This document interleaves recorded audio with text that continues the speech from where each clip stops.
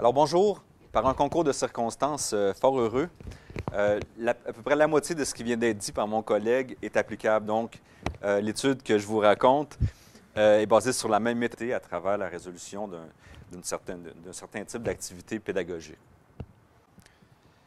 Cette efficacité est basée notamment sur la faculté de l'enseignant, donc du tuteur, d'observer la trace, donc d'observer ce que l'élève fait, et sur cette base-là, de réagir et de donner de l'information supplémentaire, de donner des consignes, de donner des indices, des explications, toutes sortes d'éléments pédagogiques donc qui permettent à l'élève d'apprendre en réalisant la tâche.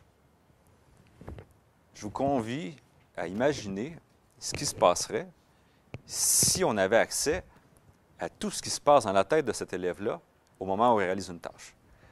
Donc là, on peut s'attendre, les études sur le tutorat donc, nous montrent que quand on s'intéresse à la dizaine de secondes, à la minute et à la dizaine de minutes, on peut expliquer l'efficacité de cette situation d'apprentissage-là. Donc, je répète la question, qu'est-ce qui arriverait à cette efficacité si on pouvait avoir accès à ce qui se passe dans la tête de l'élève 1000 fois par seconde? Donc, c'est un peu ce rêve-là que je vous convie à discuter à travers une étude pilote, une étude qui, si on prend l'analogie de la peinture, pourrait ressembler plus au croquis qu'au résultat final. Mais bon, c'est un peu dans cet univers que je vous amène cet après-midi.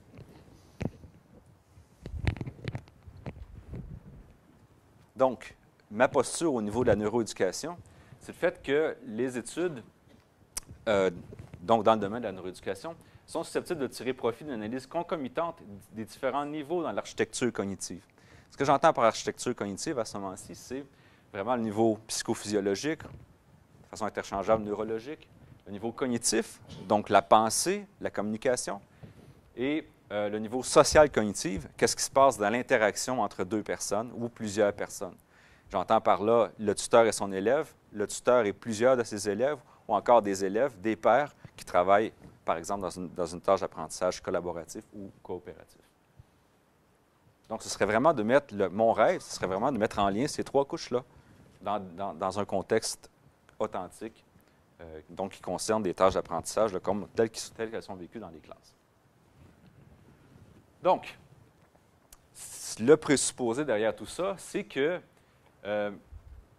les questions sur l'amélioration de l'apprentissage, les questions proprement éducatives, orientent les objectifs et trouvent des réponses au niveau de la neuroéducation par l'intégration d'une multitude de données. Donc, ce qu'on connaît d'habitude, c'est les données cognitives, les données d'interaction entre les personnes.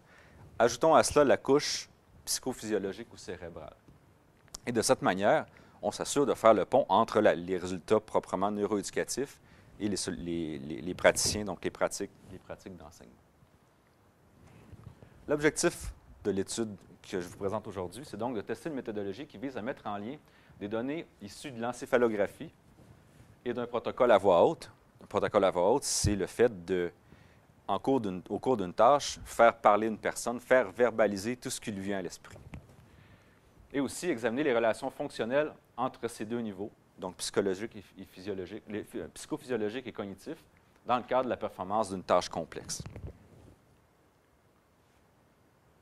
Cadre théorique.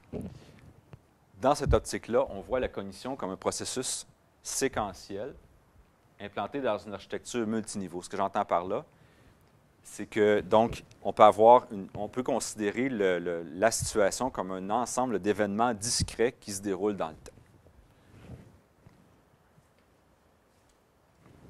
Donc, l'activité cérébrale qui se déroule, si on prend un cadre un peu temporel, qui se déroule à toute vitesse. On peut penser que le cerveau, au niveau psychologique, change d'état discret environ 10 fois par seconde, 8 à 10 fois par seconde. Je reviendrai tantôt. L'activité de la personne et tout ce qui présuppose le raisonnement, la délibération mentale, si on veut, la réflexion, c'est plus lent, donc c'est de l'ordre de la seconde. Et l'interactivité entre les personnes, encore une fois, prend plus de temps. Je vous montre ce fouillis, parce que c'est un peu le prétexte pour l'étude, c'est-à-dire la tâche qui a été réalisée par notre experte. J'anticipe un peu la personne qui a été à la base de l'étude. Donc, un participant unique, c'était une experte en enseignement au niveau de l'enseignement de la lecture à des élèves en difficulté. Donc, ce qu'on lui a demandé, c'est de planifier une étude, un ensemble d'activités de rééducation en lecture pour un élève réel, mais dont la description était présentée sur papier. Donc, ce qu'elle avait à faire, c'est comprendre la situation de l'élève, faire le diagnostic de ses difficultés, je vous amène ici, et enfin élaborer l'intervention pédagogique conséquente ou contingente, si on veut, au diagnostic. Ça, c'est la tâche. Il y a aussi tout l'aspect du contrôle de la tâche, c'est-à-dire la consigne est, bien, vous devez, pendant les heures qui vous sont allouées, préparer quelque chose pour cet élève qui est en difficulté, vous allez vous rendre compte sur papier. Donc, le contrôle de la tâche, d'une part, et la réalisation, les étapes qui mènent à la réalisation de la tâche de l'autre. Je vais insister sur cette dichotomie-là, si on veut, dans les résultats.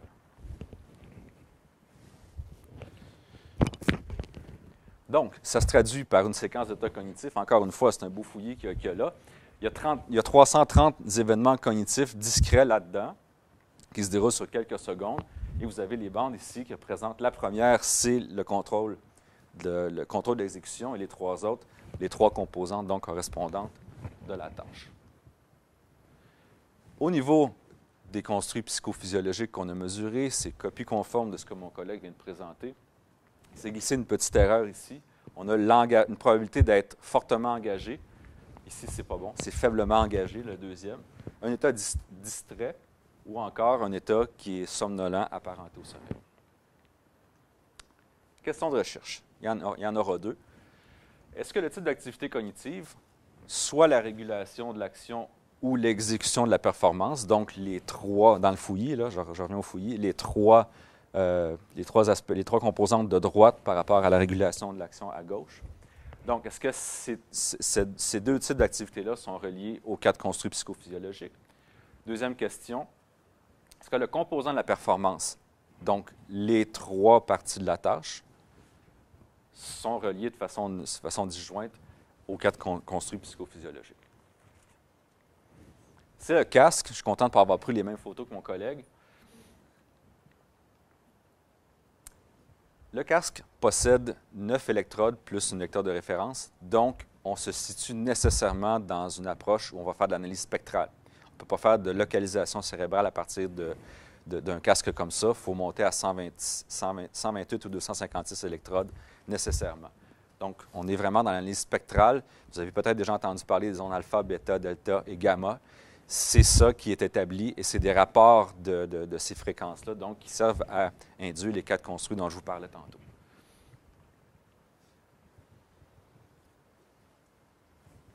Donc, on a demandé à la participante, on l'a coiffée du casque, c'était une femme, c'était vraiment joyeux de lui mettre ça sur la tête avec le gel, avec les cheveux très longs, ça fait quand même assez curieux.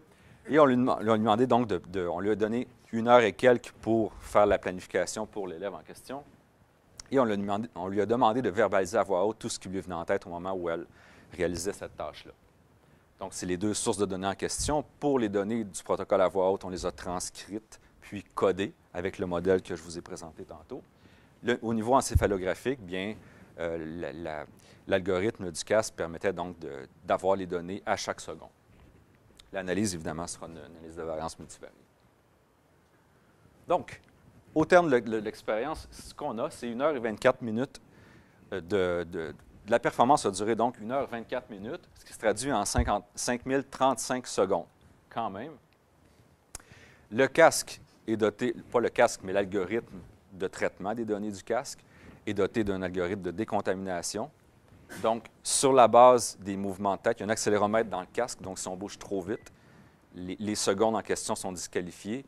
Et en raison des mouvements faciaux, qui sont des mouvements musculaires, donc électriques, viennent aussi interférer. Donc, ces secondes-là, quand ils ne sont pas interprétables, sont disqualifiées. C'est pour ça qu'il nous en reste 94 %. Et au niveau cognitif, et là, je parle du synchronisme entre ces deux types de données-là, nous avons pris les secondes catégorisées, les secondes dont une catégorie de performance était entière. Donc, si on avait une catégorie de performance qui arrivait à une demi-seconde ou moins ou plus, qui n'était pas une seconde entière, ces secondes-là étaient éliminées pour l'analyse, pour éviter toutes sortes de types d'erreurs de mesure. Donc, c'est pour ça qu'il nous reste 60,7 % de ces secondes-là. Et le total des secondes ne sera pas de 60 parce qu'il y a quand même une partie de ces secondes-là qui sont celles-ci aussi. Donc, ça tombe un petit peu moins que ça. C'est pour vous dire, dans le fond, le défi qu'on a d'intégrer ces deux types de données-là, à la fois comportementales et à la fois psychophysiologiques. Donc, les résultats concernent les deux questions qui étaient posées.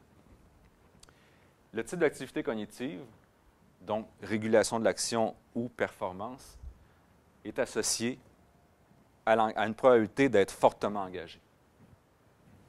Seulement à ça, et non pas les trois autres variables. Et ce qu'on a, c'est que l'engagement va être plus élevé durant la régulation de l'action par rapport à la performance proprement dit.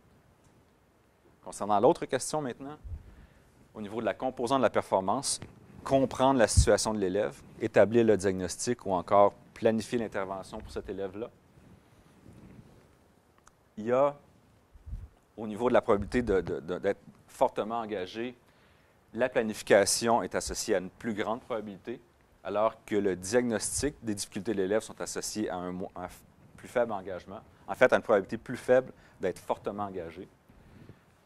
Et au niveau d'une probabilité ici d'être faiblement engagé, encore une fois l'erreur perdure ici, eh bien la planification de l'activité est différente des deux autres composantes. Et le test n'est pas statistiquement significatif pour les deux autres mesures psychophysiologiques, les deux autres états mentaux. Bon, où on s'en va avec ça?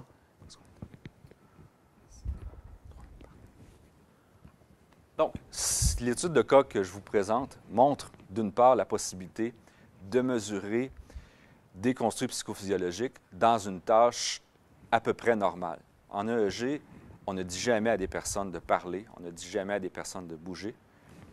Dans ce cas-ci, on le fait et quand même, on se retrouve avec un signal qui est interprétable en bonne partie. On a quand même une bonne partie des données. Quand je faisais le pourcentage des secondes qui est interprétable, on a quand même quelque chose de satisfaisant. Donc, première bonne nouvelle pour ça. Par ailleurs, la théorie va nous dire que, évidemment, dans une architecture cognitive multiniveau, si on prend pour acquis que le fonctionnement, la mécanique neuronale permet le raisonnement cognitif et les activités cognitives, il y a donc un lien de causalité. Et pour l'étudier plus avant, ce lien de causalité, et c'est là où la neuroéducation, à mon sens, doit aller, bien, il faut nécessairement avoir une meilleure résolution temporelle pour vraiment synchroniser les signaux, pour dire tel événement cognitif, psychophysiologique entraîne un événement cognitif particulier. Donc, à ce moment-là, ce n'est pas l'équipement que ça nous prendrait pour ça. Il faut aller vraiment le G conventionnel qui nous amène jusqu'à à peu près 1000 Hz, donc 1000 données par seconde. Ça nous amène à considérer les micro-états psychophysiologiques. Je référais tantôt au fait qu'il y a une vingtaine d'années, il y a des études qui ont montré que le cerveau, discrètement, change d'état 8 à 10 fois par seconde. C'est le seuil mécanique pour qu'on ait conscience d'être conscient. C'est quand même une bonne nouvelle. Bon, ça nous amène à peu près à ça. Donc, encore une fois, je pense que c'est là la piste de savoir. On peut donc, je reviens à mon rêve du départ, on peut donc tenter d'établir l'état mental d'un élève à qui on apprend 8 à 10 fois par seconde et de ce fait, être capable d'établir l'effet de l'action de l'enseignant sur son élève à ce niveau temporel-là, qui, à mon sens, n'est pas banal. Et, en toute fin, je vais terminer là-dessus. C'est une preuve de concept pour la neuroéducation sociale. C'est un projet qu'on a avec mes collègues, qu'on a mis de l'avant jusqu'à très récemment. Donc, c'est un laboratoire qui va être basé sur l'EEG et qui va concerner l'étude multiniveau, comme un peu ce que je vous ai illustré là, entre plusieurs personnes, soit plusieurs élèves ou encore plusieurs profs avec plusieurs élèves, un prof avec plusieurs élèves. Et c'est un projet là, de plusieurs millions de dollars canadiens. Ce n'est pas de l'euro, mais quand même, c'est... Donc, c'est un peu des bonnes nouvelles. Donc, voilà, merci pour votre attention.